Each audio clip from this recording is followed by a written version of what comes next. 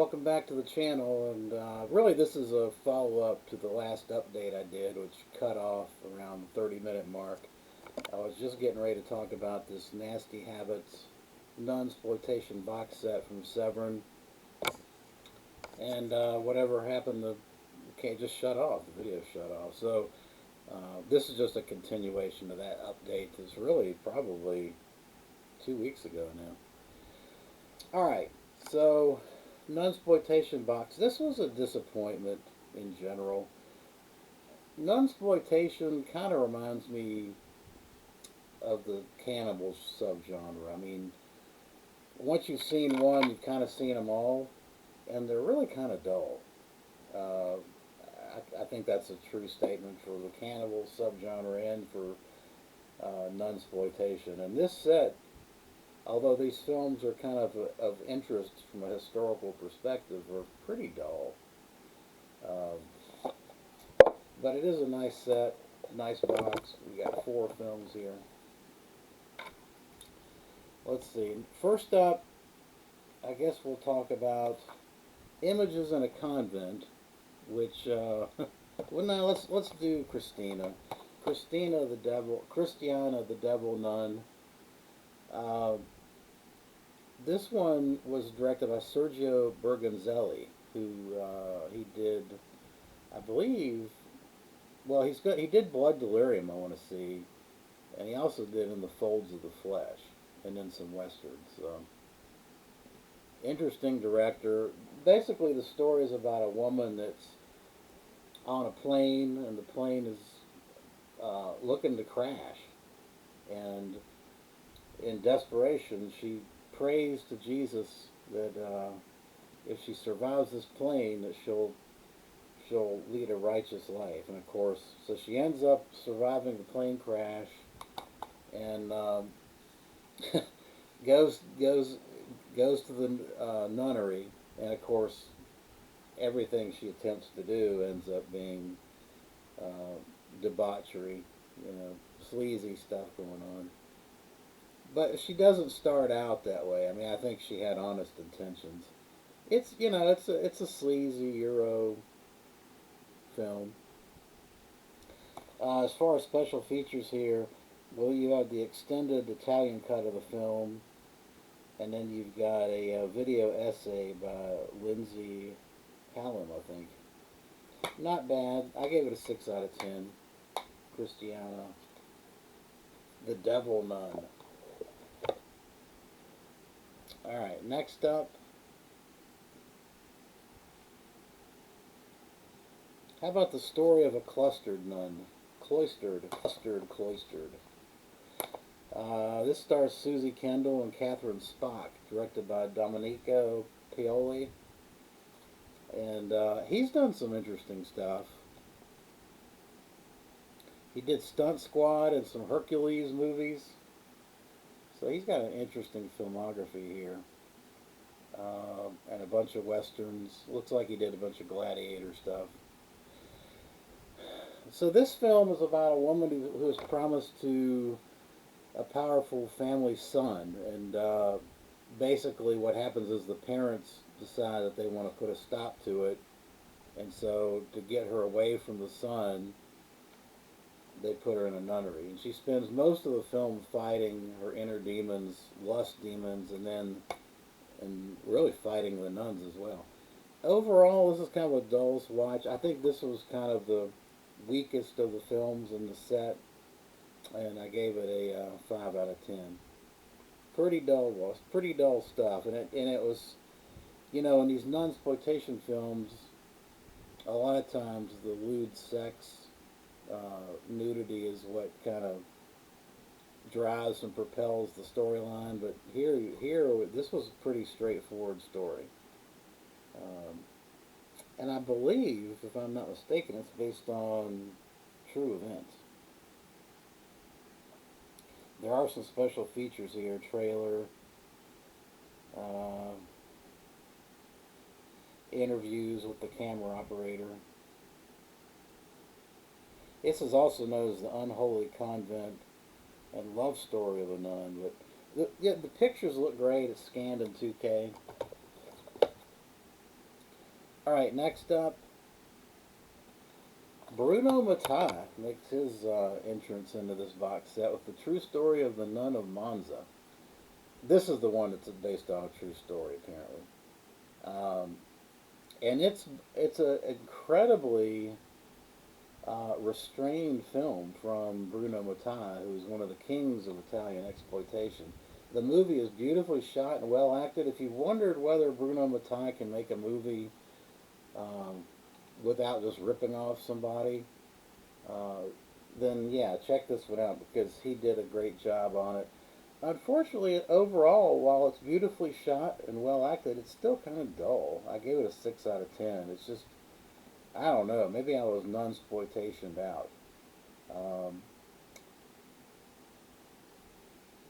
I don't know. But basically, this is just another woman in a convent that she's trying to, and the convent is just a hotbed of sinful carnality, and she's trying to survive it. Claudio Fragrasso was the screenwriter, and then Zora Karova is the lead in this, and she's been in a bunch of stuff. Campbell Ferox, House of Laughing Windows, which desperately needs a Blu-ray, U.S. Blu-ray. Anthropophagus and New York Ripper. So she's been in a lot of stuff. Zora, she's a Czech actress. I would say, bottom line, this is the best of the box set right here, but it still wasn't a whole lot to grab me. The next one is basically porn. Images in a Convent, directed by Joe D'Amato. As you can imagine, all I gotta tell you is Joe D'Amato directed it, and it is some sleazy shit. But it's good. It's sleazy shit. Super sleazy, a lot of muff diving, hardcore scenes. I think it's only crime as it is slow in parts. This has an audio commentary of Kat Ellinger and then 25 minutes of deleted scenes. Um, this one is interesting. I enjoy. I mean, if you kind of like, this one's definitely the sleaziest of the box set. Paula Cinerate was in it, and some of these people basically are. And she was in Eaten Alive, Emmanuel, and America, so she's done a lot of other stuff that we know and love. She's got a huge filmography, but this is definitely the sleaziest of the box set films in the box set. Would I recommend getting this? Yeah, I'd still get it. I mean, it's a nice set. It definitely rounds out my nunsploitation flicks. All right, next up is kind of just an assortment of things. First up is the embattled crime wave Sam Raimi film. This was an inspiration of Bruce Campbell and Sam Raimi right after Evil Dead, and it's basically Three Stooges inspired.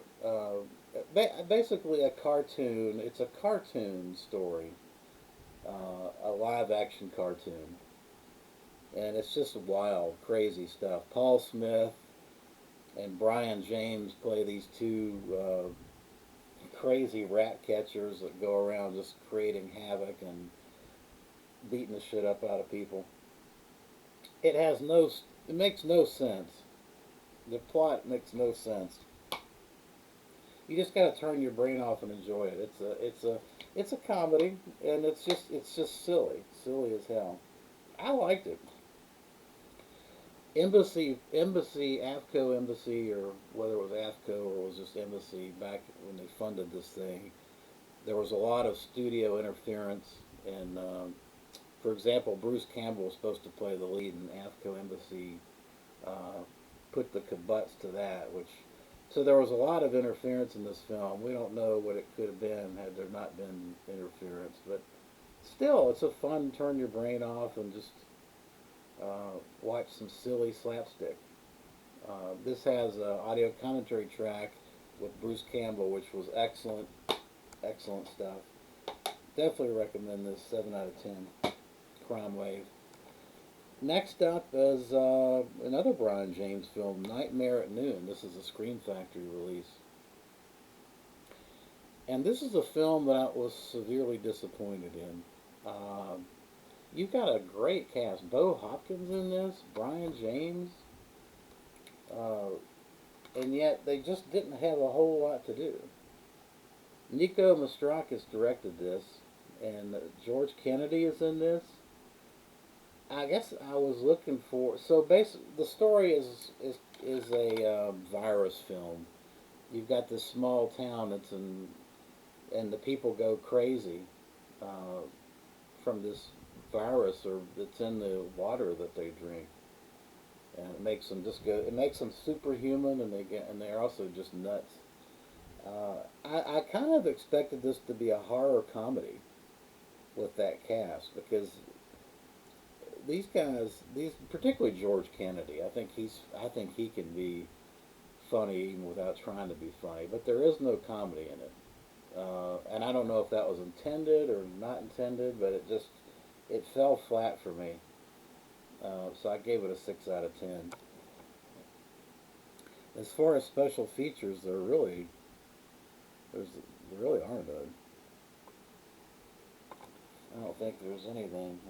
Wings Hauser is also in it, and he was incredibly tame. All right, next up is another Scream Factory release. Some of these were going out of print when I picked it up. Missing in Action Collector's Edition, Chuck Norris. Great movie. Chuck Norris bursting out of the river with his machine gun way before Rambo did it, and doesn't get the credit he deserves for that. It says an audio commentary with Joe Zito, the director, and then an interview with the screenwriter. Uh, fun film. Fun film, and of course they made a sequel to this, and I think they made 3 of these things, but yeah, 8 out of 10. Next up's a film I got from my buddy Reject Films, and that is Contraband. Forgot to pick this up when it first came out. This is a Lucio Fulci gangster film, and it is a good one. Love the soundtrack on this.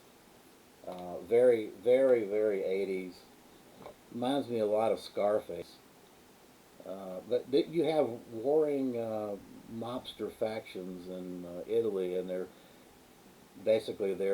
transporting illegal contraband like cigarettes, and they're fighting for territory. It's gory and gruesome as you would expect from Lucio Fulci films. Set in Naples. Fabio Testi's in this. He was excellent. It's a great film. Definitely recommend Contraband. Has an audio commentary track.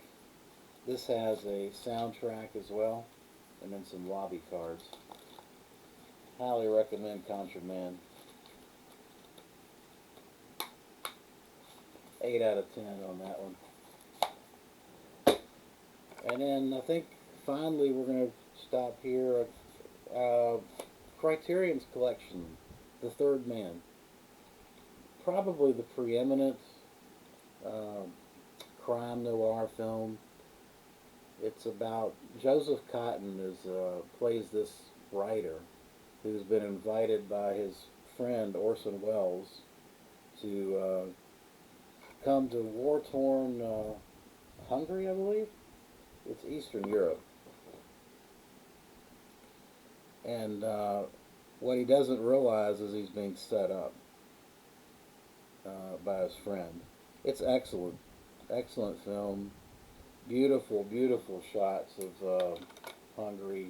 I believe it may have been Vienna. I'm sorry. Which Hungary, Vienna, they run together for me. But beautiful shots of underground tunnels and great film. I really enjoyed it.